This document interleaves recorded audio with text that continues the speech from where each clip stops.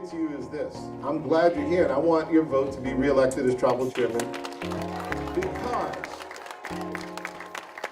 because I want to make sure that we solidify our trust lands and more. I want to make sure that our elders have what they need.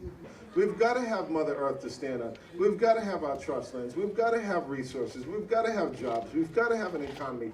We've got to have our culture. We've got to have our language.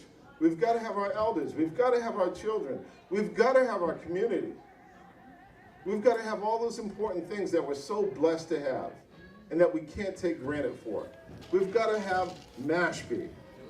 You know, we try to do it all for our people. We're not there yet, but we're getting there. That means we're not perfect, but we're getting there. We're doing our best to try to hear what people need, our people that is, our families, the people that we love the most. The reason why we're here, because we're strong Wampanoag people. And we try to do the best we can for them. And we want to continue to get better. I don't really think we have any problems. We just got a lot of work to do. That's right. We just got a lot of work to do. And guess what? We've never been afraid of work. I want to ask anybody a question. How much money does it take to build a $1 billion facility? $1 billion. It's that simple. And so the money that we've been lent is to build the facility. But what we said to them is this. You're going to invest in our tribe. We need money towards tribal programs, tribal services. And so a lot of those investor funds not only goes towards the development of the casino, but goes into lifting our tribe and our people to provide services. We have something special called wraparound services. And we continue to provide funding for that to help people. We don't get to everybody. That's the challenge. And there are many people that have needs that sometimes we don't get to, but we're trying to do our best. And we've certainly, on the flip side of that, helped a lot of our tribal people thrive, live, and stay alive. From not having barely any of these services 8 years ago to having an overwhelming amount of services. We've got a lot of experience with this, so years and years of people trying to take things from us. But right now, we're getting things back.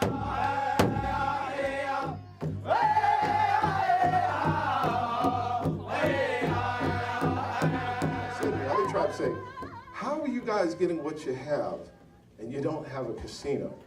And you've got infrastructure in place that we, as other tribes, have been working on for 30, 40 years. Well, see, there's something important here. The answer is because we're Mashpee Wampanoags, right? That's the answer. That's it. And what we want, we go for it.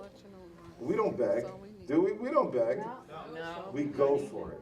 And that's what we've been doing over the last 8 years, going for it. Going for it, making it happen for our people. 130 employees, can you believe that? When I first got in office, we had 20 employees.